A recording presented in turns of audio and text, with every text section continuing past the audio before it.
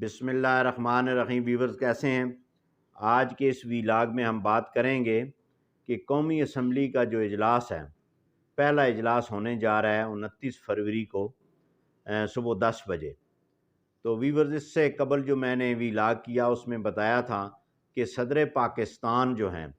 عارف علوی نے جو اپنا غیر آئینی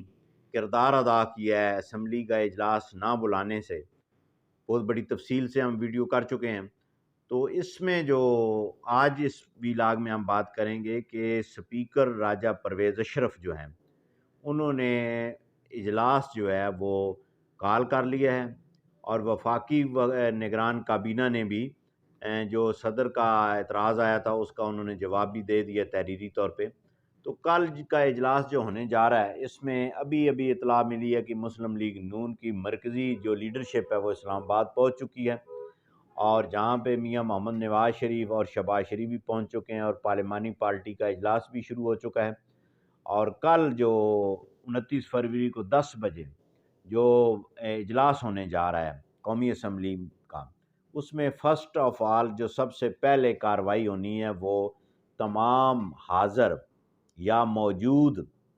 اراکین اسمبلی ہوں گے، وہ اپنا حلف لیں گے۔ سپیکر راجہ پرویز اشرف جو ہیں وہ ان سے حلف لیں گے، اور اس کے بعد جو ہے سپیکر اور ڈپٹی سپیکر کے کاغذات نامزدگی کے لیے ٹائم مقرر کیا جائے گا، اور جس کے مطابق جو ہے وہ 1 کو جو ہے وہ کاغذات نامزدگی داخل کیے جائیں گے، اور 2 تاریخ کو یعنی کہ 2 مارچ کو سپیکر اور ڈپٹی سپیکر کا چناؤ کیا جائے گا۔ اور اسی طرح جب یہ چناؤ مکمل ہو جائے گا اس کے بعد جو ہے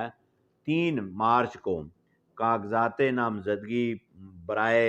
قائد ایوان یا پرائم منسٹر آف پاکستان کے لیے سبمٹ ہوں گے۔ اعتراض وغیرہ اگر ہوا یا جو بھی جانچ پڑتال ہونی ہے وہ ہو جانی ہے۔ 4 مارچ کو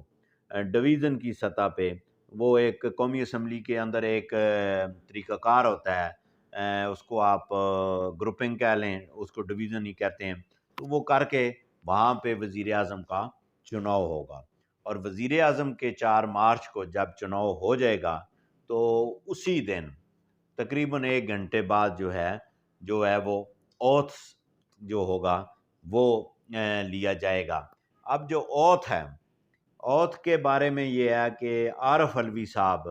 نے اوتھ لینا ہے۔ اب یہ دیکھتے ہیں کہ آیا وہ اوتھ لیتے ہیں یا نہیں پرائم منسٹر سے، یہ بھی آئندہ 2-3 دنوں میں جو ہے یہ ایشو بھی سامنے آنے والا ہے،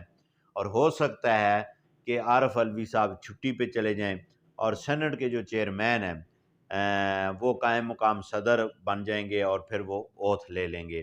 یا چیف جسٹس آف پاکستان سے کہا جائے گا کہ وہ وزیر اعظم سے اوتھ لیں۔ اب یہ آنے والے 2-3 دن بڑے اہم ہیں کہ آیا عارف علوی بطور صدارتی آئینی عہدیدار ہونے کی حیثیت میں ایکٹ کریں گے، یا ایک پی ٹی آئی کا ایک سرگرم کارکن ہونے کی حیثیت میں غیر آئینی ایکٹ کریں گے۔ یہ آئندہ چند دنوں میں واضح ہو جائے گا۔ دوسری طرف آج کیس زیر سماعت تھا چیف الیکشن کمیشن کے پاس، جو سنی اتحاد کونسل نے ایک درخواست دے رکھی تھی جس کے وکیل تھے علی ظفر صاحب برسٹر، کہ ہمیں ریزرو سیٹیں دی جائیں۔ اب یہ جو آزاد اراکین جیتے ہیں، جو بلے پہ جیتا، بلہ تو خیر غالباً نشان نہیں تھا، جو واجے پہ جیتا، جو جیپ پہ جیتا، جو صندوق پہ جیتا، جو ہے وہ اس کا نشان تھا، آپ جوتی کہہ لیں، ایک کا گدا گاڑی ہے، دیگر مختلف اب وہ یہ سارے یہ کہہ رہے ہیں کہ یہ جو نشانات ہیں یہ ہم پی ٹی آئی ہیں۔ پی ٹی آئی کا تو نشان تھا بلہ تھا نہیں، تو یہ مختلف جو ہے نا، یعنی کہ ایک کچن کا جو سامان ضروریات زندگی کا ہوتا ہے، چاقو ہے، چھری ہے، بوتل ہے، جگ ہے، گلاس ہے، تو یہ لوگ جو جیتے تو انہوں نے کہا کہ ہم پی ٹی آئی ہیں، انہوں نے اپنے آپ کو کہا کہ ہم پی ٹی آئی ہیں۔ چلے میں ٹھیک ہے، اب کسی کے ذہن کو تو ہم وہ نہیں کر سکتے۔ اس کے بعد انہوں نے ایک سیاسی جماعت ہے سنی اتحاد کونسل، اس میں شمولیت کا اعلان کر دیا کہ ہم نے یہ اس میں شامل ہو گئے ہیں۔ تو الیکشن کمیشن نے سنی اتحاد کونسل کو لیٹر لکھا تھا کہ لسٹیں وغیرہ وہ دیں یا جو بھی آپ نے پروسیس ہونا ہے تمام سیاسی جماعتوں کو وہ کرتے ہیں۔ اچھا، جب یہ کل بھی کیس زیر سماعت تھا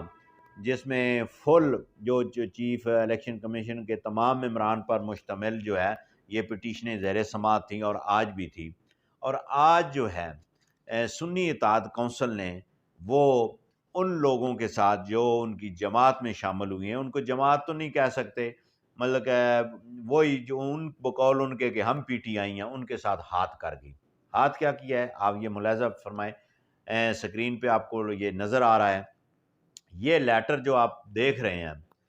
اس لیٹر میں یہ سنی اتحاد کونسل کے جو چیئرمین ہیں انہوں نے الیکشن کمیشن کو لیٹر لکھا ہے 26/2/2024 کو کہ جناب جو ہے ہماری جو سیاسی جماعت ہے اس نے جنرل الیکشن میں کوئی سیٹ ون نہیں کی،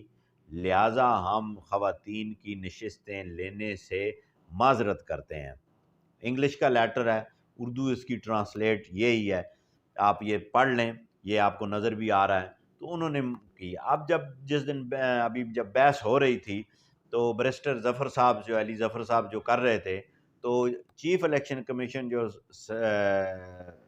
یہ سلطان سکندر صاحب جو ہیں انہوں نے وہ لیٹر کہا، انہوں نے کہا کہ یہ آپ کا جو چیئرمین ہے، یعنی کہ چیئرمین آپ کا جو ہے سنی اتحاد کونسل کا جو چیئرمین ہے، جو آپ کا بھی چیئرمین ہے جس میں یہ آپ تمام لوگ شامل ہو چکے ہیں، اس نے کہا کہ ہمیں تو سیٹیں نہیں چاہیے۔ اب آپ آرگو کر رہے ہیں ہمیں سیٹیں چاہیے،